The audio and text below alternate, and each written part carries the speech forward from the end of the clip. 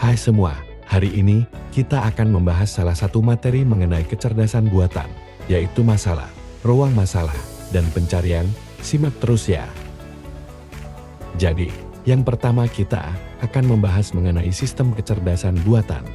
Kalian tahu tidak, kecerdasan buatan itu memiliki dua bagian utama. Pertama yaitu basis pengetahuan yang berisi fakta-fakta, teori, pemikiran, dan hubungan antara satu dengan yang lainnya. Dan yang kedua yaitu motor inferensi, merupakan kemampuan menarik kesimpulan berdasarkan basis pengetahuan. Secara sederhana pengaplikasian dari konsep kecerdasan buatan ini dapat digambarkan sebagai berikut. Masalah atau pertanyaan diinput lalu basis pengetahuan dan motor inferensi akan memproses data yang telah diinput tersebut dan setelahnya akan menghasilkan output berupa jawaban atau solusi.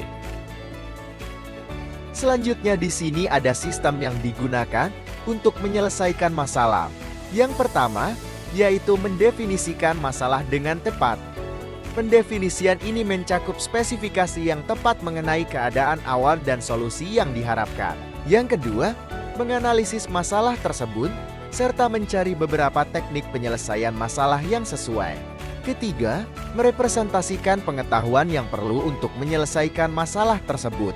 Dan yang terakhir, memilih teknik penyelesaian masalah yang terbaik.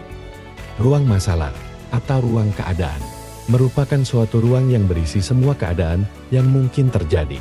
Contohnya seperti pada saat kita dapat memulai bermain catur dengan menempatkan diri pada keadaan awal, kemudian bergerak dari satu keadaan ke keadaan yang lain sesuai dengan aturan yang ada, dan mengakhiri permainan jika salah satu telah mencapai tujuan.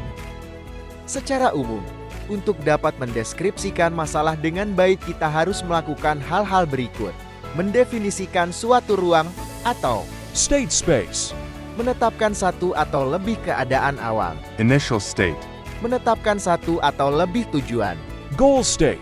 Dan yang terakhir, menetapkan kumpulan aturan. Contoh, kita mengambil masalah petani. Dilambangkan dengan kambing, serigala, sayuran, perahu. Yang dimana pada daerah asal tidak ada kambing, ada serigala, ada sayuran, ada perahu. Untuk daerah yang ditempati oleh lambang tersebut ditulis dengan 1, dan yang tidak ada adalah 0. Keadaan awal pada kedua daerah. Daerah asal adalah 1, 1, 1, 1. Daerah seberang adalah 0, 0, 0, 0. Keadaan tujuan pada kedua daerah.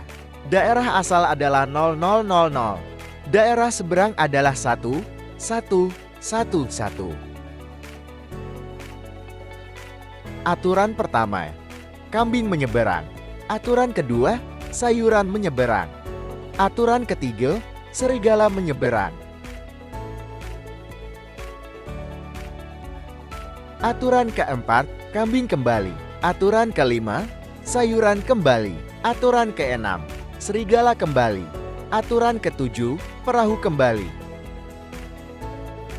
Berikut adalah solusi yang ditemukan dari masalah kambing, serigala, sayuran, dan perahu bisa dilihat seperti pada tabel di samping. Dari penjabaran pada tabel tersebut maka ditemukan solusi yaitu pada daerah asal 0000 dan daerah seberang 1111. Sebagai contoh selanjutnya, yaitu masalah ember. Ada 2 ember. Ember A berkapasitas 4 galon dan ember B 3 galon. Nantinya, terdapat pompa air yang akan digunakan untuk mengisi air pada ember tersebut. Pertanyaannya, bagaimana dapat mengisi tepat 2 galon air ke dalam ember berkapasitas 4 galon? Berikut adalah penyelesaiannya. Permasalahan ini dapat digambarkan sebagai himpunan pasangan bilangan bulat. X adalah jumlah air yang diisikan ke ember A berkapasitas 4 galon dan Y adalah jumlah air yang diisikan ke ember B berkapasitas 3 galon. Keadaan awal dan tujuan. Keadaan awal, kedua ember tersebut kosong atau 00. Keadaan tujuan. Ember 4 galon berisi 2 galon air, 2N dengan sembarang N. Ya, aturan-aturannya seperti ini.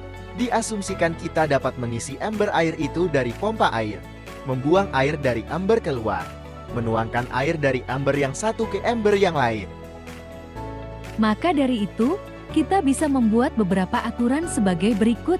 Sebagai contoh, kita akan membahas aturan yang pertama, yaitu jika X lebih kecil dari 4, maka 4 ya, isi ember A.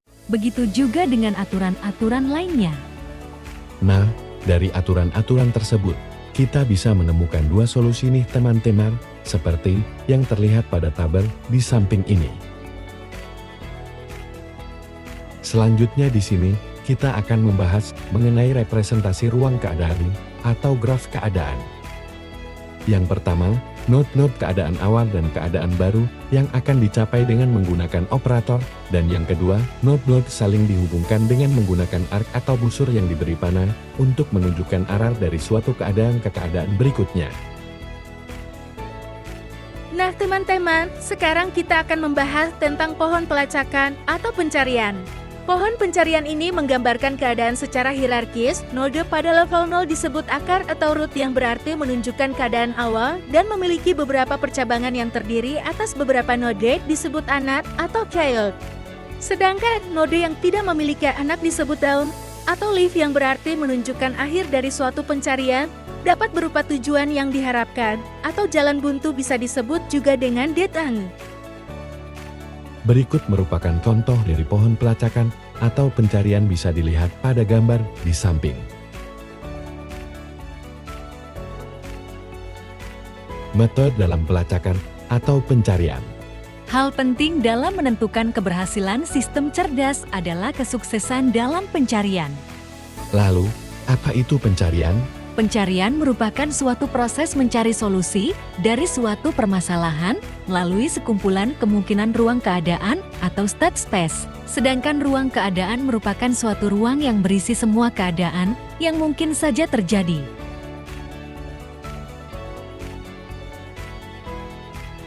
Kriteria dalam pencarian, yang pertama yaitu completeness, apakah metode tersebut menjamin penemuan solusi jika solusinya memang ada.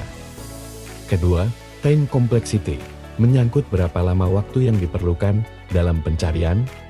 Ketiga, space complexity, berapa banyak memori yang diperlukan.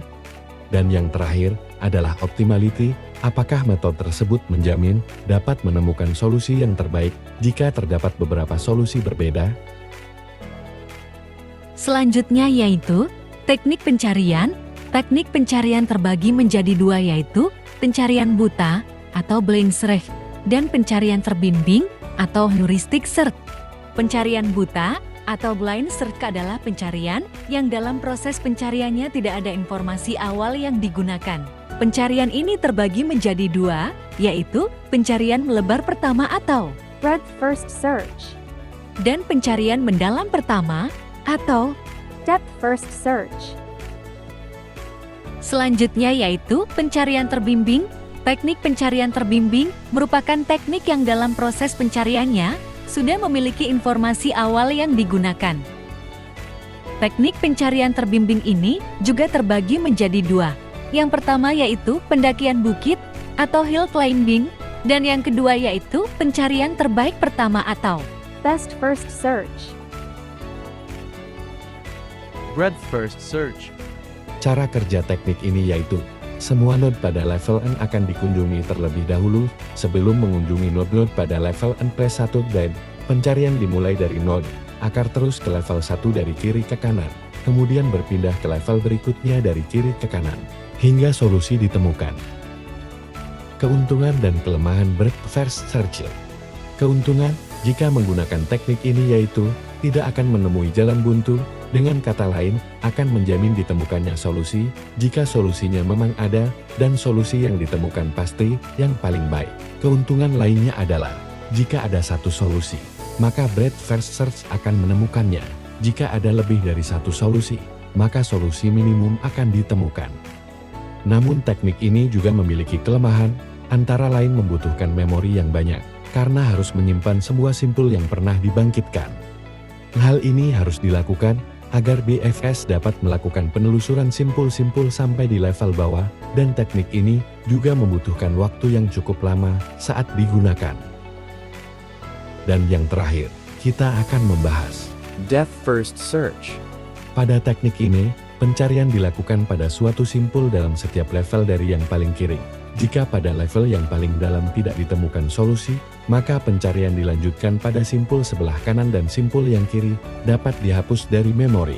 Selain itu, jika pada level yang paling dalam tidak ditemukan solusi, maka pencarian dilanjutkan pada level sebelumnya. Demikian seterusnya sampai ditemukan solusi. Keuntungan dan kelemahan. Depth first search.